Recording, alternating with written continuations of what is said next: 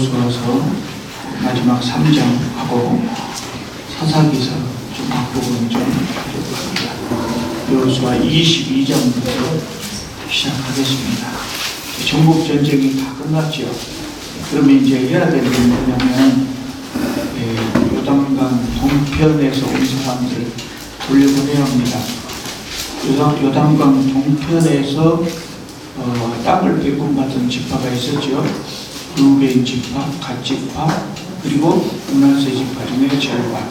그 사람들을 보내야죠. 그래서 여호수아가 그들의 의리, 그들의 충성, 이거를 취하고 축복하면서 돌려보냈습니다.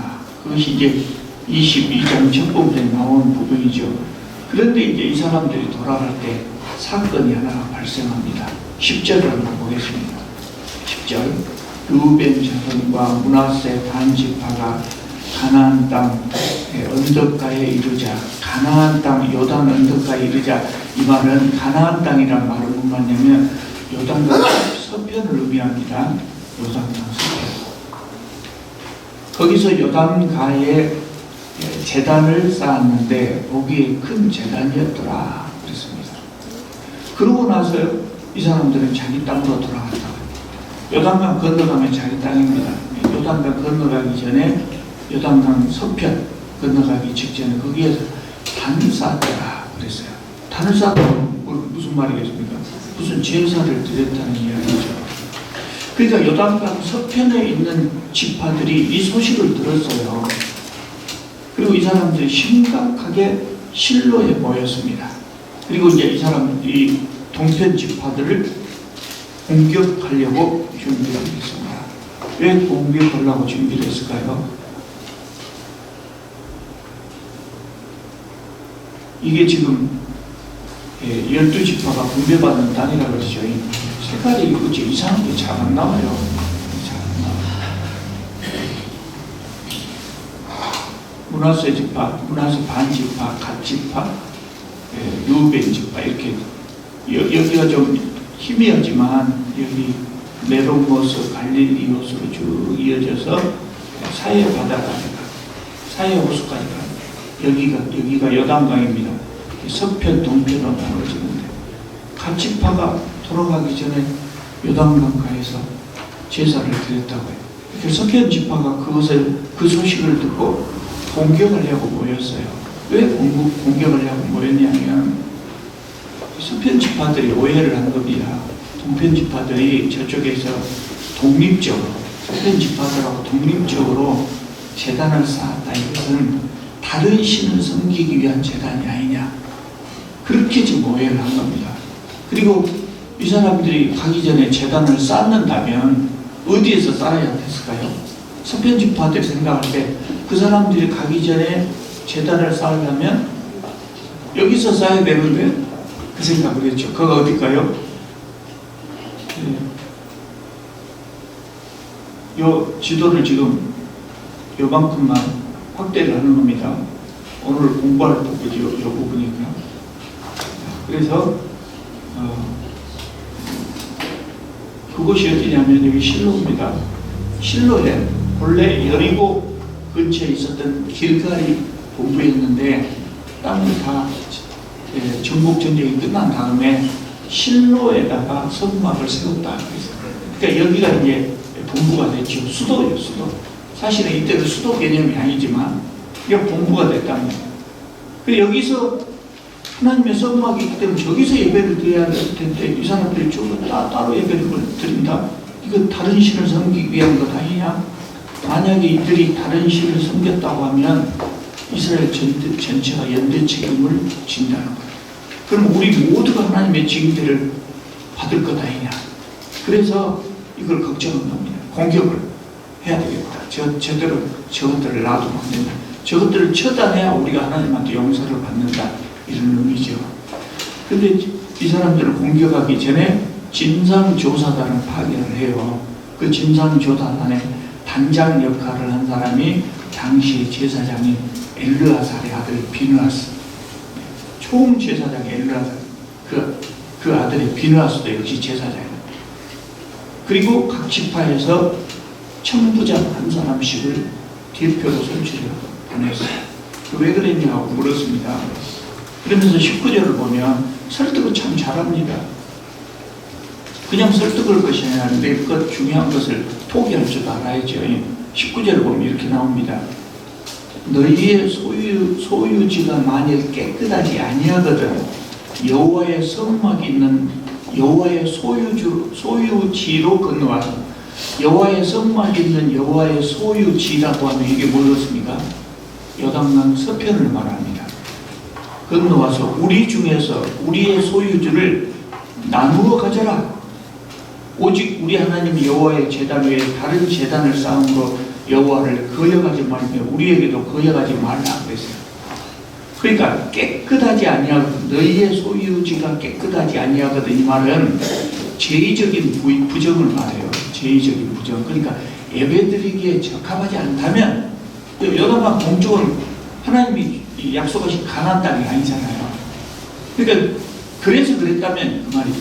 만약에 그쪽이 깨끗하게 예배드리기에 적합하지 않았다면 서쪽으로 와라. 그럼 우리 땅 좀씩 쪼개서 나눠주겠다. 그래야지 하나님을 안 섬기고 다른 신을 섬기면 되겠냐 그런 의미예요. 그러니까 동편 사람들이 대답을 합니다. 22장 하반절을 보면요. 이 일이 만일 여호와를 거역함이거나 범죄함이거든 주께서는 오늘 우리를 구원하지 마시옵소서. 하나님 앞에 일종의 맹세를 하고요. 24절을 보면 우리가 목적이 있어서 주의하고 대충 한 것이 아니고 많이 생각하고 이렇게 했다 이 말. 그렇게 답을 합니다. 그 목적을 설명합니다. 우리가 동쪽에서 분리되어 살게 되었는데 목처지가 많고 땅이 좋아지기 주라했잖아요. 그래서 분리해서 살게 됐는데 하나의 걱정이 있는 겁니다. 우리가 이렇게 분리돼서 살다가 완전히 저쪽 사람들하고 완전히 별개의 나라가 되어버리지 않을까? 그런 걱정이 하나가 있고 또 하나는 신의 개념이 강하죠. 서쪽 사람이 여호와 하나님은 우리의 신이다. 너희들은 따로 딴 신 섬겨라. 그렇게 여호와 하나님을 못 섬기게 할까? 그것이 우리가 걱정이 되었다. 그래서 여기다가 그것에 대한 증거로 단을 쌓았다 그 말입니다. 일종의 비석같이 증거가 되게 하려고. 이게 그 증거라고 하는 건 뭐예요? 그 내용을 이제 이야기하는 것이죠. 우리가 한 나라, 한 민족이지만 형편에 의해서 이렇게 나누어졌고 그동안 우리 협력해서 정복전쟁을 했고 그래서 우리도 이스라엘의 12지파 중에 하나다. 하나님을 함께 섬긴다. 누구도 이것을 방해하지 못한다. 그런 내용이겠죠. 요거는 성경에 나와 있는 내용은 아닙니다. 증거가 되게 한다. 그 말이 그런 내용이었을 거라고 말해요. 그러니까 서쪽 사람들이 매우 흡족하게 생각했죠. 걱정했던 것이 싹 사라져버렸잖아요.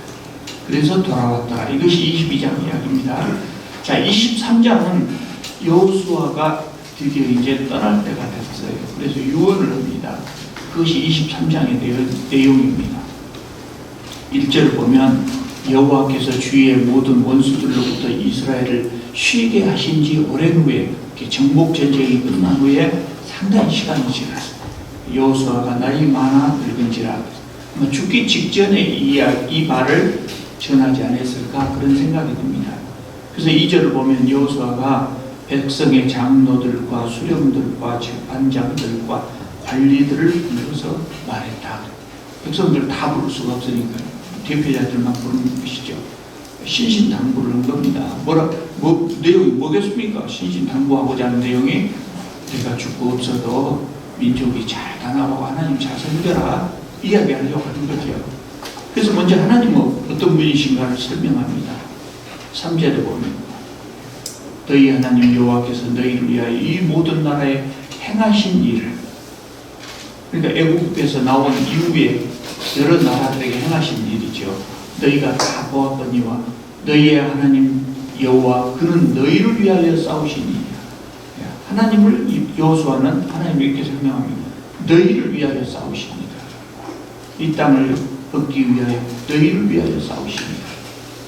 그리고 가나안 모든 종족들을 쫓아내게 하시고 하나님께서 쫓아내시고 그 땅을 모두 차지하게 하실 것이라고 당부합니다. 그러면서 부탁하는 말이 6절 보면 좌로나 우로나 치우치지 마라. 이게 무슨 말이 되겠어요? 중도로만 가라. 그 말이 아니라 하나님 말씀에서 전혀 벗어나지 마라. 왼쪽으로도 벗어나지 말고 오른쪽으로 벗어나지. 이것은 그 여호수아서 1장에서 여호수아가 일을 시작할 때 하나님께서 하셨던 말씀이죠. 그대로 전달하는 겁니다. 7절을 보면 너희 중에 남아있는 이 민족들에게 들어가지 말아라. 그들에게 속하지 말라. 그들에게 속하지 말라. 반드시 독립적으로. 어쩔 수 없이 지금 많은 나라 사람들이 지금 남았거든요. 섞어져 살게 됐거든요. 그리 들어가지 말라. 또 12절에 보면 서로 통혼하지 마라. 혼인하며 서로 왕래하지 마라. 그렇게 되면 13절 뭐라고 그랬습니까? 여호와께서 이 민족들을 너희 목전에서 다시는 쫓아내지 아니하시리라. 그들이 너희에게 올무가 되고 덫이 되고 너희의 옆구리에 채찍이 되며 너희 눈에 가시가 되어 너희가 마침내 너희 하나님 여호와께서 너희에게 주신 이 아름다운 땅에서 멸하리라. 그랬어요. 그렇게 경고를 하는 겁니다. 결국 이 13절의 내용이 유다가 바벨론에게 망할 때 이루어져 버리고 말죠. 그것이 이제 여호수아의 마지막 유언이었습니다. 자, 24장입니다. 그런데 24장이 한 장이 더 있어요. 여러분 성경에도 아마 그렇게 돼 있을 겁니다만 23장을 보면 여호수아의 마지막 유언, 마지막 말이라는 제목이 붙어 있어요. 그런데 24장에서 또 여호수아가 말을 하거든요. 그런데 23장을 마지막 말이라고 한 이유가 뭐냐면 24장이 설교나 훈계가 아니라 다짐받는 말이에요. 실질적인 유언은 23장이라는 것이죠. 그래서 1절을 보면은 여호수아가 모든 지파들을 세겜에 모았다 그랬어요. 좀 이상하죠. 이스라엘 사람들을 모으려면 실로로 모으는 것이 여가 수도 역할을 했으니까 그것이 맞을 텐데 세겜에 모았다 그래서 그 이유가 있어요. 모았습니다. 그리고 그 사람들이 이제 다 모였습니다. 그러니까 여호수아가 말을 시작합니다. 1절 하반절에 보면 그들이 하나님 앞에 나와 선지라 그랬어요. 백성의 대표들이죠. 여호수아가 12지파의 대표로서 이 사람들을 모았지만 여호수아 앞에 섰다고 하지 않고 하나님 앞에 섰다고 이야기해요. 이 하나님 앞에 다짐이, 하나님 앞에서의 다짐이었다. 그것을 강조하려고 하는 겁니다. 그래서 여호수아가 먼저 하나님 말씀을 전하는데 이스라엘 조상 아브라함을 하나님께서 처음에 부르신 것에서부터 시작해가지고 가나안 땅에 이르기까지 간단하게 2절부터 13절에 보면 쭉 설명을 하고 그리고 14절에 보면 여호수아가 했던 가장 우리가 잘 알고 있는 말, 가장 유명한 말이 여기에 나오죠. 그러므로 이제는 여호와를 경외하며 온전함과 진실함으로 그를 섬기라. 너희의 조상들이 강저쪽과 애굽에서 섬기던 신들을 치워버리고 여호와만 섬기라. 만약 여호와를 섬기는 것이 너희에게 좋지 않게 보이거든 너희 조상들이 강 저쪽에서 섬기던 신들이든지 여기 너희 조상들이 강 저쪽에서 섬기던 신은 뭐를 말하냐면 저쪽 바벨론 지역 티그리스강, 유프라테스강 그쪽을 말합니다. 그 건너편에 아브라함이 거기서 왔잖아요. 아브라함이 그 전에 여호와를 섬기기 전에는 거기서 이방 신을 섬겼죠. 그것을 섬기든지 또는 너희가 거주하는 땅에 지금 거주하는 땅에 있는 아모리 족속의 신들을 섬기든지 너희가 섬길 자를 오늘 택하라.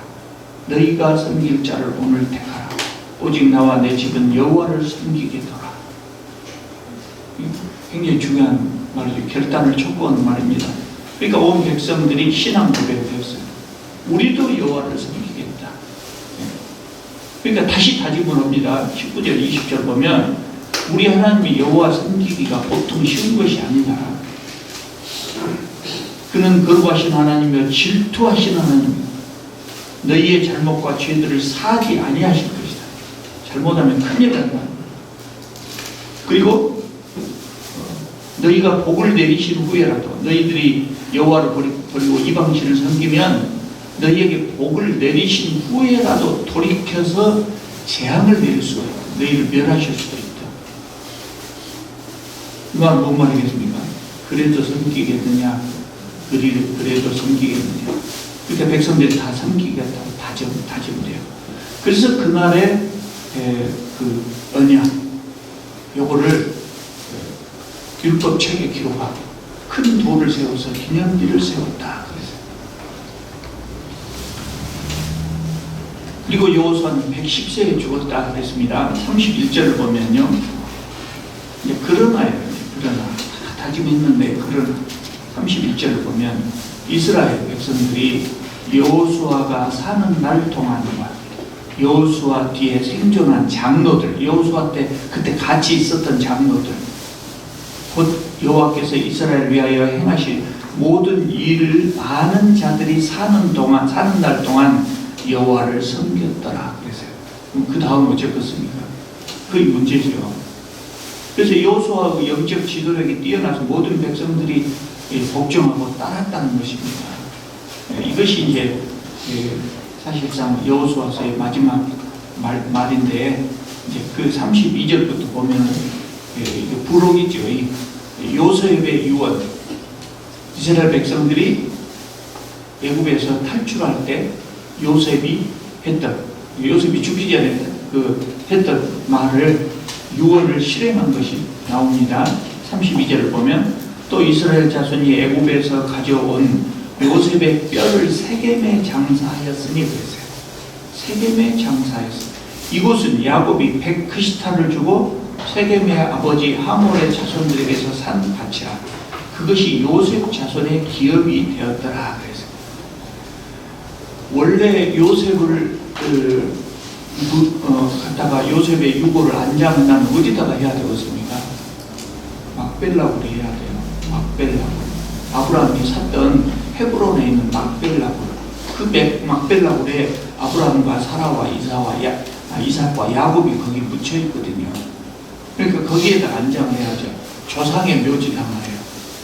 근데 요셉은 그곳에 묻히지 않고 세겜에 묻혔어요. 왜 그렇습니까? 그 막벨라굴이 헤브론 지파의 땅, 막벨라굴이 헤브론에 있죠. 헤브론. 근데 그 헤브론이 어디냐면 여기잖아요. 유다 지파의 땅이었다. 유다 지파의 땅이 되어버렸어요. 대분하고 보니까 유다 지파의 땅이 됐어요. 그래서 요셉 지파의 땅이, 에브라임과 므낫세 지파의 땅이, 요셉의 우석들을 여기잖아요. 그래서 거기 중심부 세겜에다가 안장을 했다. 그리고 이 안장을 하기 위해서 사람들을 거기에 모은 김에 이야기를 한 것 같아요. 그러니까 아까 앞에서 말했던 실로에 모으지 않고 세겜에 모았던 이유가 바로 그것인 것 같아요. 세겜도 창세기를 읽어보면 그 이스라엘의 조상들이 제사를 지냈던 상당히 중요한 장소입니다. 그래서 거기다가 요셉을 안장한다고 해도 잘못될 것이 없지요. 33절을 보면 아론의 아들 엘르아살이 죽음에 그들이 그의 아들 비느하스가 에브라임 산지에서 받은 산에 장사하였다. 이렇게 함으로써 가나안 정복 시대의 지도자들이 다 죽었습니다. 그렇게 여호수아서는 끝을 냈습니다. 여호수아는 광야 40년을 지내고 또 가나안 땅 정복을 하면서 수많은 고생을 했겠죠. 말도 못하게 많은 고생을 했어요. 근데 그 삶 속에서 하나님을 만났거든요. 계속해서 하나님을 경험하거든요. 그러면서 하나님을 섬기는 삶이 가장 좋은 삶이라는 것을 알았죠. 그래서 백성들에게 신신당부해서 이야기하는 거예요.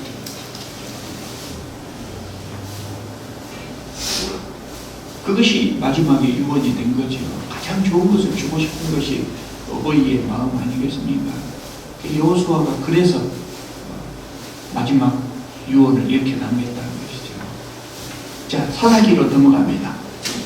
사사시대의 지도자를 우리는 사사라고 번역을 하는데, 공동번역 성경은 판관이라고 번역을 했어요.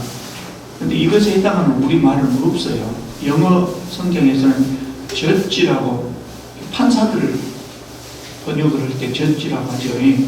그렇게 번역을 했어요. 근데 우리말에는 적합한 단어가 없어요. 백성의 지도자예요.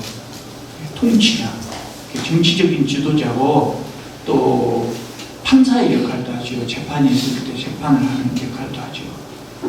그것을 이제 사사기에서는 사사라고 번역을 했죠. 사사들이 지도자가 됐던 시대이기 때문에 사사기라. 기록 연대는 유대 전승에 보면 기록자가 누군가는 사사기 안 나와요. 그런데 유대의 전승에 보면 사무엘일 것이라고 추정을 합니다. 상당히 근거가 있어요. 왜 그런 추정을 하냐면, 사사기 여러 곳에서 이제 앞으로 우리가 읽을 겁니다만은, 그때는 이스라엘에 왕이 없었더라, 이런 이야기가 자주 나와요. 그때는, 이게 사사시대죠. 그때는 이스라엘에 왕이 없었더라. 그럼 지금 어쨌다는 거예요? 지금 있다는 이야기예요. 지금 있다는 이야기. 그러니까 사사기는 이스라엘의 왕이 생겨난 이후로 기록되었을 것이다, 이렇게 생각을 할 수 있죠. 그러면 사울왕 때부터 왕이 생겨났으니까 사울 이후에 사사시대 끝나고 왕이 시작한 이후에 기록되었다는 거예요. 또 1장 21절에 보면 이 사사기가 기록된 당시까지 예루살렘이 여부수 사람들의 수중에 있었다는 거예요. 여부수 사람들의 수중에 있었다.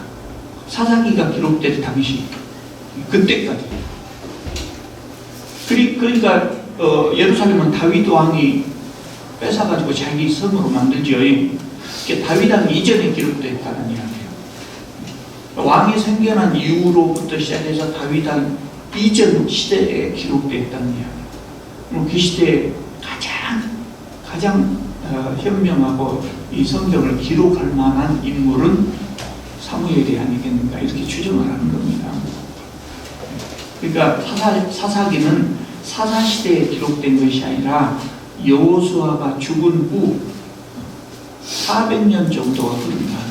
그 400년 기간이 사사시대거든요. 사사시대가 끝난 후에 기록된 것으로 보입니다. 물론 부분적인 기록들은 있었을 수가 있겠죠. 그러니까 그것을 기반으로 사사기를 기록했겠죠. 역사적으로 조금씩 기록이 남아야 될 것 아닙니까? 그런 기록이나 구전 전승이나 그것에 의해서 기록했겠죠. 사사는 어떤 사람이었냐? 종신제였어요. 사사는 종신제였어요. 태어날 때부터 사사는 아니고, 또 세습한 것도 아니었단 말이죠. 세습한 사람들은 세습으로 왕위가 이어간다면 태어날 때부터 정해지는 거죠. 왕자로서, 그리고 왕이 되죠. 세습제는 아니었습니다. 그리고 이스라엘에 일이 있을 때마다 하나님께서 세우셨어요. 대부분 직접 세웠지만 입다는 사람들에 의해서 세워졌어요. 대부분 하나님께서 세우셨죠. 사사는 이스라엘의 어려운 시대에 하나님께서 사사로 임명을 받아가지고, 임명되자마자 한 일이 뭐냐면 전쟁을 해야 돼요.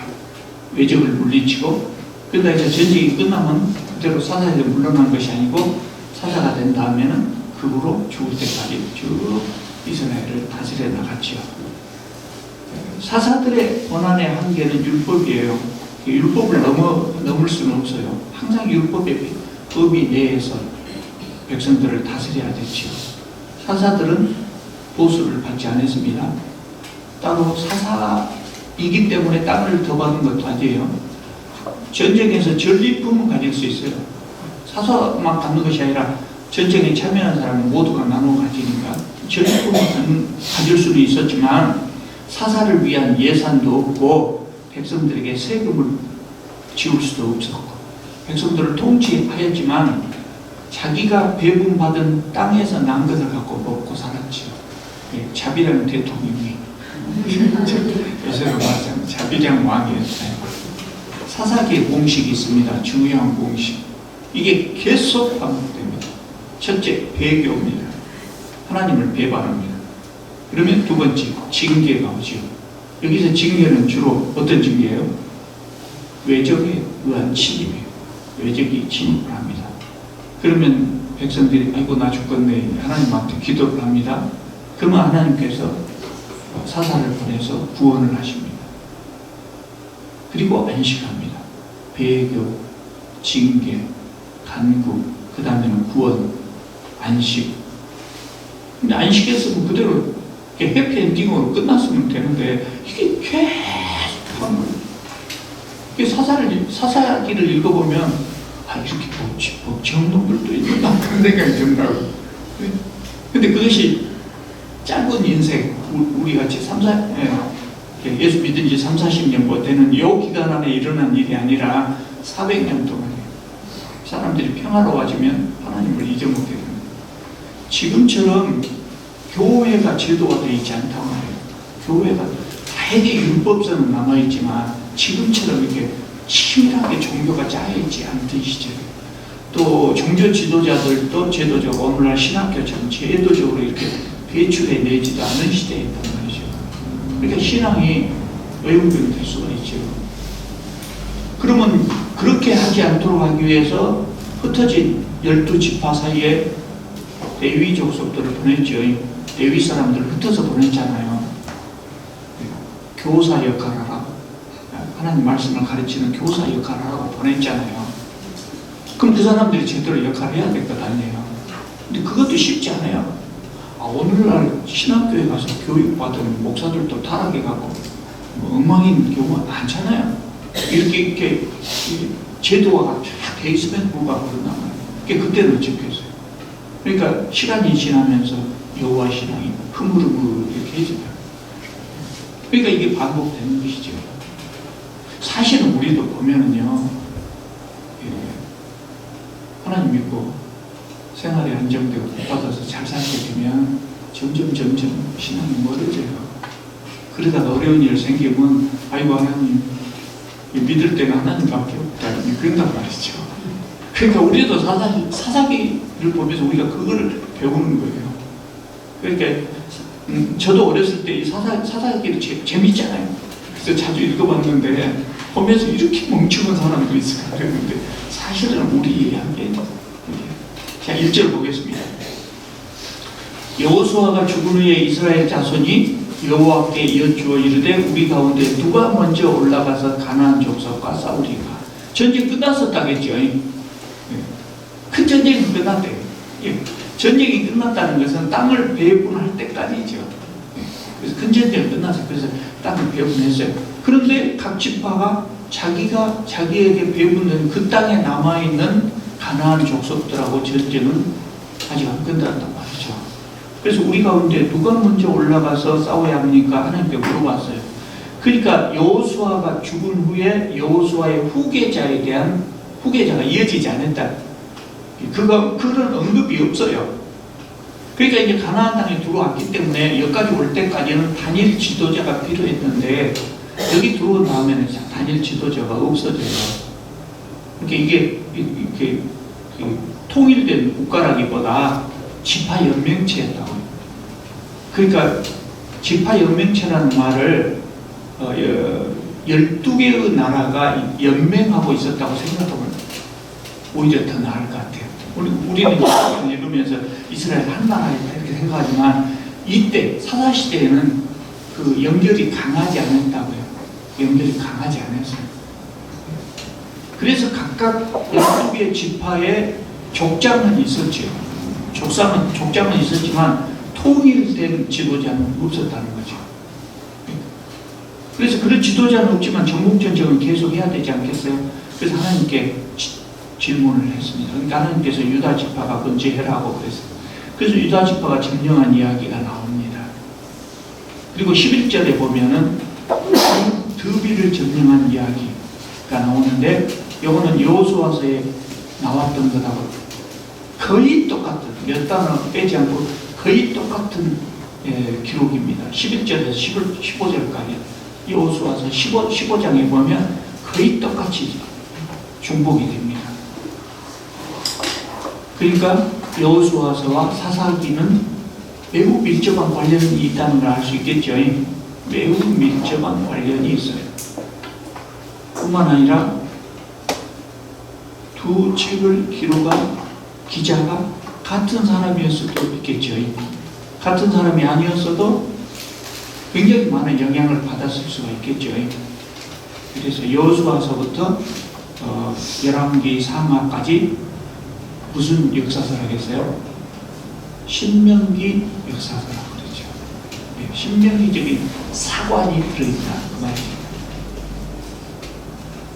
완전히 같습니다. 그래서 갈렙이 땅을 점령한 이야기가 나옵니다. 이 땅을 점령할 때 누가 이 땅을 차지하겠느냐, 누가 공격하겠느냐, 점령하는 자에게 내 딸을 주겠다, 그 이야기 여호수아에서 했던 이야기입니다. 그래서 누가 나왔다고요? 갈렙의 조카 온니엘이 나와서 그 땅을 점령하고 갈렙의 사위가 됐다는 거예요. 그래서 이제 3장에 가면 온니엘이 최초의 사사로 등장합니다. 여호수아. 그 다음에 최초의 사사는 갈렙의 사위, 조카이자 사위였던 온니엘이 됩니다. 그래서 그 3장에서 최초의 사사가 등장하는데 그것에 대한 예고편이 여가 이제 1절에 살짝 나오는 거죠. 그리고 유다 지파가 계속해서 그 땅을 점령했던 이야기들을 소개하고 있습니다.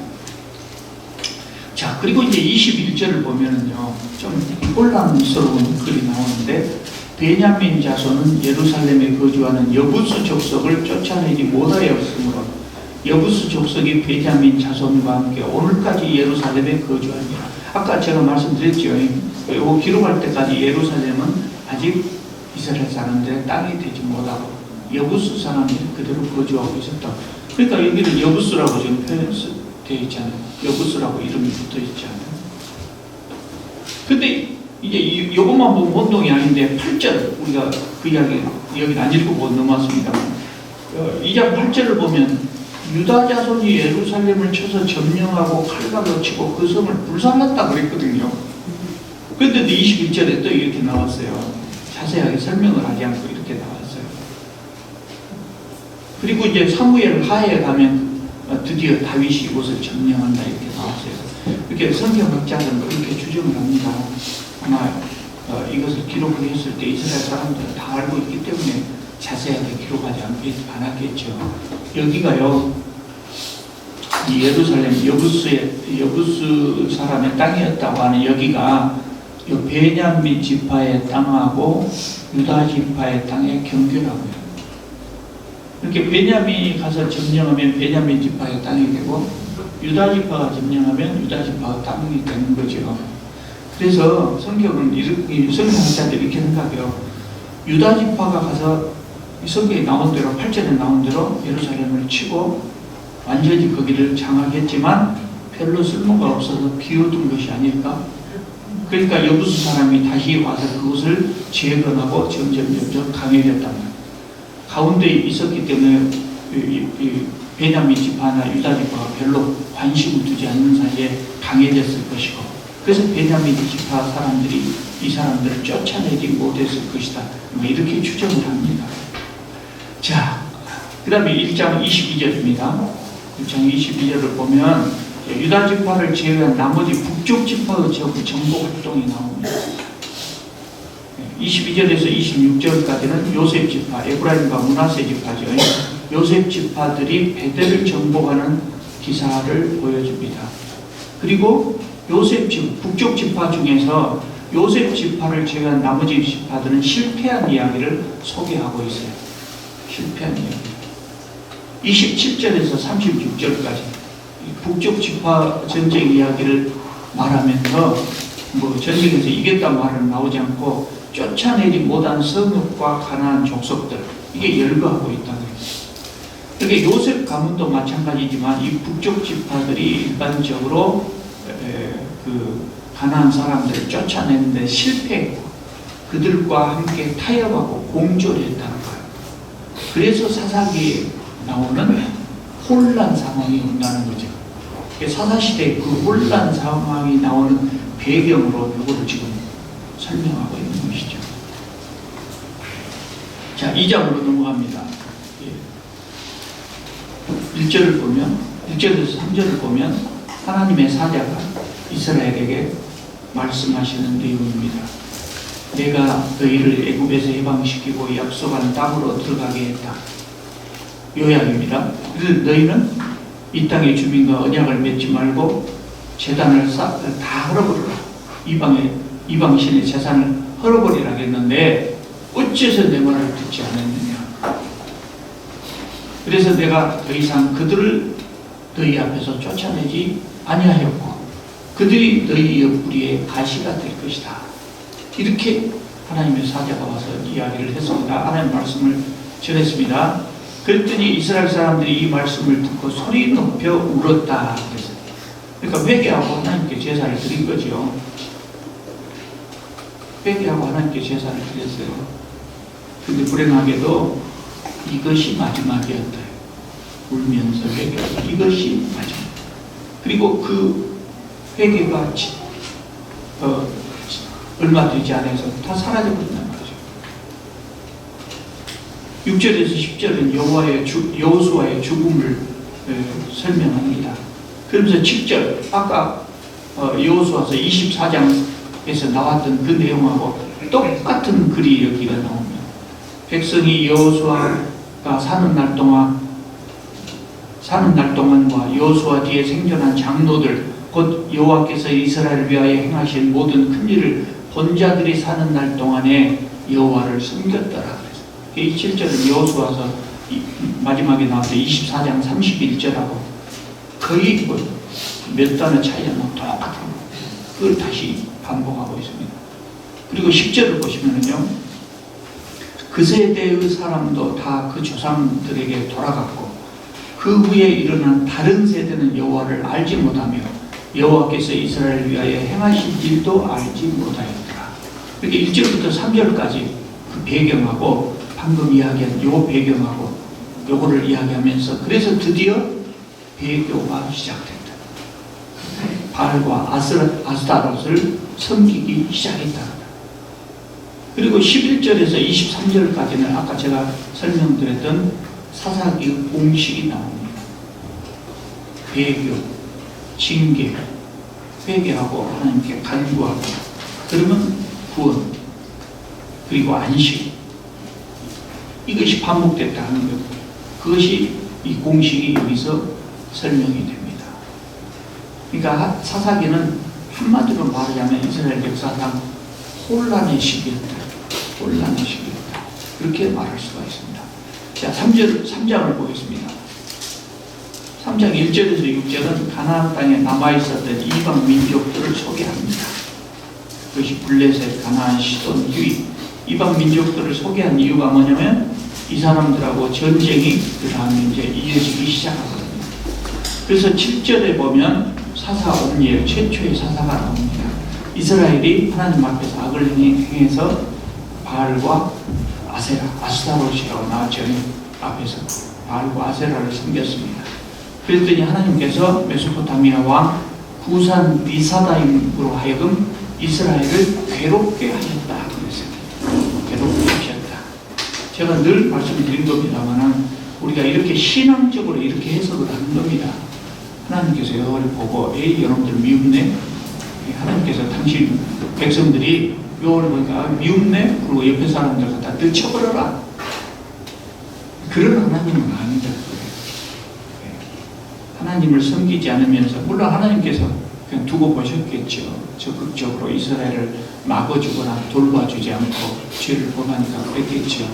그러니까 이스라엘이 약해지고 그러다 보니까 외적이 침입해 왔을 때 이겨내지 못하고 그랬다는 거죠. 그거를 신앙적으로 해석하니까 이스라엘이 범죄하니까 하나님께서 이웃 나라로 하여금 이스라엘을 치게 했다. 그렇게 해석을 하고 그렇게 신앙적으로 해석을 하는 거죠. 하나님께서 치게 하셨다 그러면 하나님이 참 신수꾸준 하나님이다. 그렇게 생각할 수 있거든요. 왜 제가 이 말씀을 드리냐면 많은 사람들이 사업에 실패하면 하나님께 내가 매를 맞았다. 내가 하나님을 잘 못 믿었더니 하나님께서 나에게 매를 때리셨다. 이렇게 해석하는 사람들이 많아요.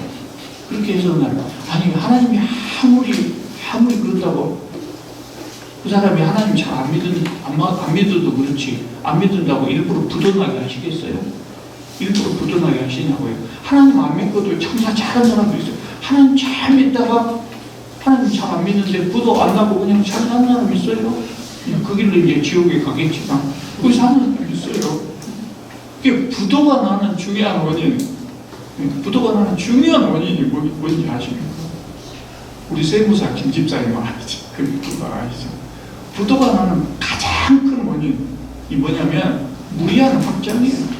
사업이 잘 돼서 무릎 올리고 비도 올리고 무리한 확장이에요. 그리고 두 번째는 이제 사람을 너무 믿었다. 믿는 도끼에 빠져 오직을 쓴다. 사람을 잘못 쓴다. 그래서 망하는 거거든요. 그래놓고는 괜히 하나님께서 나를 신앙을 위해서 이랬다. 하나님은 저는 그런 하나님이에요. 그래서 제가 신명기에서 강조했잖아요. 보통 성경에는 그렇게 신앙적으로 해석해서 그렇게 써졌어요. 그러니까 우리가 신앙생활을 잘하면 애다 떠다나 먹어라 복이다 주고, 신앙생활 잘못하면 매를 들어서 우리 부모님들이 우리 징계하듯이 매를 때리고, 제가 성경을 많이 읽고 느끼는 하나님이 그런 하나님이 아니더라고요. 하나님 우리 앞에 두 길을 놔두셨다. 축복과 저주의 길. 복 받는 길, 벌 받는 길. 그것이 이미 놓여 있어요. 그러니까 이쪽 길로 가면 복을 받을 수밖에 없어요. 말 잘 듣는다고 하나 먹어라 그것이 아니라 복을 받는 길이에요. 이쪽에 가면 하나님께서 뭐라고 말씀 안 해요. 자꾸 넘어지고 벌 받는 길이지요. 혹시나 해서 제가 이 이야기는 계속해서 반복해서 말씀드립니다만은 여기서 또 한 번 강조하는 이유는 사사기에 보면 이렇게 나오거든요. 백성들이 타락할 때 하나님께서 외적으로 들어서 치게 하셨다. 그것은 신앙적인 표현이라고 생각하시면 돼요. 하나님은 그렇게 심술구전 하나님이에요. 하나님은 굉장히 좋으신 분이에요. 그래서 이스라엘이 8년 동안 리사다임을 섬겼다 그랬어요. 메소포타미아 왕을 섬겼다. 그러니까 이제 그러면서 백성들이 힘드니까 하나님께서 언니를 택하시고 이스라엘을 구원하게 하시고, 그래서 40년 동안 이스라엘이 평안했다. 자세한 이야기는 안 나옵니다. 자세한 내용은 안 나오고 이 정도입니다. 12절에서 30절까지는 왼손잡이 사사, 소위 왼손잡이 사사라고 알려진 에웃에 관한 이야기입니다. 상당히 자세히 소개됩니다. 다시 사사기로 공식이 시작되죠. 이스라엘 사람들이 범죄하니까 하나님께서 모압 왕 에글론을 섬기게 하셨다 그랬어요. 13절에 보시면 에글론이 암몬과 아말렉 사람들을 모아가지고 이스라엘 쳐서 종려나무 성읍을 점령했다. 종려나무 성읍은 여리고입니다. 여리고. 그리고 이스라엘을 18년 동안 지배를 했죠. 그러니까 얼마나 힘들겠어요. 다시 이제 아이고 하나님 잘못했습니다. 그러니까 15절에 보면 왼손잡이 사사 에웃을 하나님께서 선택하십니다. 그런데 왼손잡이라고 우리 성경에는 번역이 되어 있지만 직역을 하면 좀 듣기 좋게 이렇게 번역을 했는데요. 직역을 하자면 오른손 장애인이었다. 타고난 왼손잡이가 아니라 오른손에 장애가 있는 사람이었어요. 오른손을 쓸 수 없는 사람이에요. 구체적으로 어떻게 생겼는지 몰라도 오른손에 장애가 있는 사람이었어요. 그래서 모압 사람들이 이제 그 에웃이 왼손잡이 사사 에웃이 포를 단신으로 적진에 들어가요. 그래가지고 모압 사람들을 속이고 그 왕 에글론을 암살하는데, 이 에웃이 모압 사람들을 속일 수 있었던 이유 중에 하나가 뭐냐면 이 사람이 장애인이었다. 오른손 장애인이었다. 저 장애인 저거 오른손도 쓸지 못하는 모든 것이 지가 혼자 가서 뭘 할 수 있을까? 이렇게 방심했을 수 있어요. 그래서 쉽게 에웃은 에글론을 암살했다. 혼자 들어가요. 암살하고 이스라엘 백성들이 요단 나루를 장악했다가 여리고를 점령해 갖고 있거든요. 그럼 도망갈 때 이쪽으로 갈 거다. 그래서 요단강 나루를 딱 점령하고 길목을 지켜서서 퇴각하는 이 에글론의 부하들을 다 처단했다. 그리고 그 땅이 80년 동안 평온했다. 그랬어요. 80년 동안. 그 다음 사사가 삼갈입니다. 삼갈. 근데 삼갈에 관한 기사는 32절, 한 절, 내용도 아주 간단합니다. 에우투에는 아나세 아들 삼갈이 있어 소모는 막대기로 블레셋 사람 600명을 죽였고 그도 이스라엘을 구원하였다. 이렇게 기록하고 있습니다. 아마 삼갈에 대한 그 역사적인 기록이나 무슨 그런 것들이 전혀 남아있지 않았던 것 같아요. 그러니까 자세하게 기록하지 못한 것 같습니다. 오늘 시간이 지나서 4절까지 하려고 했는데 오늘 여기까지 합니다. 자, 사사기는요, 사사기에 나오는 사람들은 하나님을 믿는다고 하면서도 하나님이 있어도 그만, 없어도 그만, 별로 관심이 없는 사람들의 이야기입니다. 그 시대 사람들은 그렇게 살았는 것 같아요. 뚜렷한 신앙이라든가 인생관이라는 그런 거 없이 그냥 날마다 바람 부는 대로 물결 치는 대로 그렇게 살았던 것 같아요. 아무런 의식 없이 주변 사람들이 사는 그대로 살았다. 남의 주위 사람들이 농사 지으면서 바알을 섬겨야 된다 보니까 같이 바알을 섬기고, 화를 당하고 문제가 있을 때 바알에게 열심히 빌고, 그러나 바알에게 빌어도 해결이 안 되니까 다시 하나님께 빌고, 그러다 보면 문제가 해결되고, 그렇게 살았던 것 같아요. 그러니까 계속 반복이죠.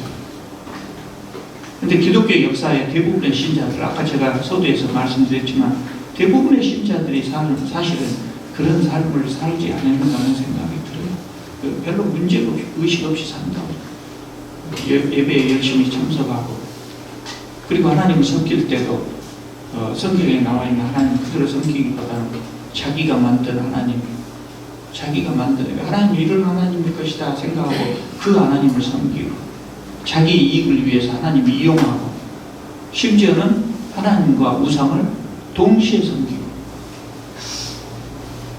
절대 안 그런다 하지만 오늘 우리 시대에 가장 큰 우상이 뭐예요? 만몬이죠. 재물이에요. 하나님과 우상을 동시에 섬기고, 그러면서도 자기가 하나님을 잘못 섬기고 있다는 걸 별로 인식하지 못하고 대부분 그렇게 살지요. 그리고 이제 어려움이 닥칠 때 이것저것 다 안 되면 이제 하나님 앞에 가서 아이고 하나님 잘못했습니다. 살려주시오. 이번만 넘기게 하시고 잘 믿겠습니다. 그래서 이번이 넘어갔습니다. 그리고 이제 다시 장사를 시작하는데 무지 잘 됩니다. 그럼 어쩝니까? 하나님 바빠서 이번 주는 좀 결석하겠습니다. 제가 꼭 가고 싶은 것은 아닌데, 그래 저 사장이 그냥 이번 주일에 골프 한번 치러가지고 어쩔 수 없이 제가 갑니다. 그렇게 산다고. 그게 우리 대부분 2000년 기독교 역사상에 대부분의 신앙인들이 그렇게 살았지 않는다는 생각이 듭니다. 그러니까 우리가 사사기를 읽는 동안 요거를 깨달은 겁니다. 정말 어리석고 우두는 사람들이었구나. 그러면서 요거를 참 이렇게 바꿔야지. 우리가 그렇다. 그럼 우리는 어떻게 해야 될까요? 이 교훈이 사사시대, 사사기에 나오는 교훈입니다. 자, 오늘도 이제 말씀 생각하면서 우리 합심해서 잠시 동안 말씀 은혜 받은 대로 함께 기도드리겠습니다.